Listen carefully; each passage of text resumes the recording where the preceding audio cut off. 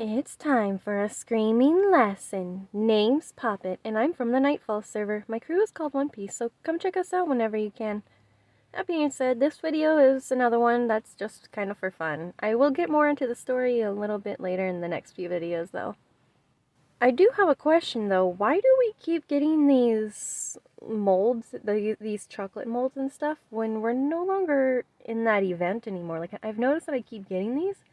And according to the world chat, other people are also getting them, and we can't really do anything with them. We can't really sell them because, well, selling in this game doesn't really work.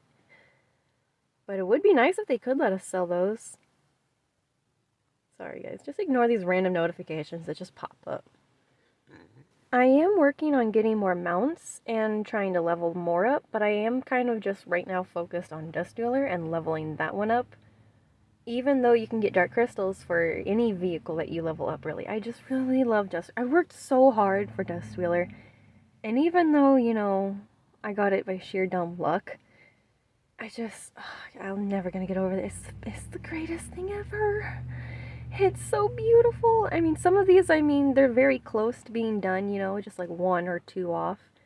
But I just don't really feel like grinding for them. I mostly wanted this out of everything. And now that I have it, I want to take off with it and just show it all off. I've also made my graphics extremely high, so we can see a lot more detail now. And the Dust Wheeler looks way better with better detail than it did in the other one, where the detail was kind of meh. And I am playing around with my simulacra traits a lot more. I'm actually switching off and on between them. And sometimes I'm not even using a simulacra trait, which is kind of interesting because, I don't know, at first when I first got them awake and they were really cool, and now they're just kind of like, I'm dying out with that interest, you know? But they're still pretty handy and they're pretty effective no matter which one you go, whether they're combat style or just for casual playing. Now I do plan to do a lot more teamwork and a lot more crew work. So look forward to those in the future. I haven't really done as many as I thought I was going to be doing, but I will get into that because I do want to play around with my teammates and play with other people and finish these goddamn pings that are not able to be done solo. Because for some reason Tough does not acknowledge solo players. It either acknowledges you as a casual player or a group teammate player, which isn't so bad for an online game, but I do hope that they give us solos a little bit more leniency in the future when it comes to battling and getting all these freaking pings.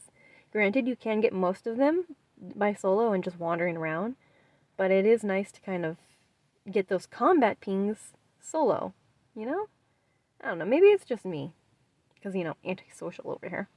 I did forget to mention this, but the devs from Tower of Fantasy did send out a link on Twitter, so you guys can go ahead and sign up for an interview. I don't know if they're going to pick anybody or not, because even though they had it, you know, to where you can sign up for March 14th, March 13th, apparently they're only going to be picking people on the March 17th, and so I accidentally signed up for March 14th and completely messed it up. But maybe you guys could be able to pitch your own opinions in there and share some advice or, you know, something, because they are looking to listen to us and hear us out. But again, it is only going to be certain people, and so it is kind of worth a shot. You know, like, what the hell, what do you got to lose or anything, you know, if you're not going to gain much anyway. But it is kind of nice because I thought I'd share that and you guys can, you know, go check that out. Their Twitter is kind of it's very nice, okay? It's just kind of focused on Fen right now. But after that blows over, I'm sure that they'll just move around to the other simulacra weapons and all that. But, yeah, that's that. And our crew currently has linked up with another crew called Insomnia. So if you guys want, you can check them out. They're very nice people, and I'm pretty sure we still have some spots open over there. But, yeah, so that's also another high-level crew. And, yeah, you guys might actually enjoy that. So yeah, this one's just kind of for fun. I just kind of wanted to show off some things. Like this awesome new skin for the jet ski, which I'm not gonna lie, it is awesome. It's just supposed to be for the sand, but it seems to work very well for, you know, the water too. I love it. I didn't really like the other skin too much because it was kind of getting generic, so this one does kind of give it a nice vibe.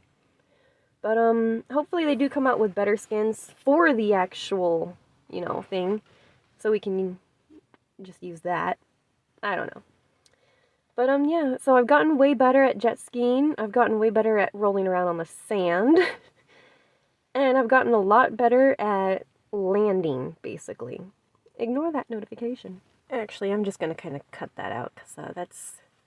don't want to be doxing anybody. But I've got Destrular, and it's leveled up, and it's almost at level 30, and it's the most greatest thing in the whole wide world. And I'm just going to try and get it to, like, the color yellow, because as soon as the water world releases, we have to get an entirely new mount by either buying it or using the gachapon system. And I mean, I don't know about you, but I was hoping that I could take my mount down there, any mount in fact, and it would just have like a little underwater effect like Wizard 101 did. But no, apparently we have to buy a whole new mount for the underwater world. But apparently it is going to let us combat, and we'll be able to get to fight. So thank you guys so much for watching.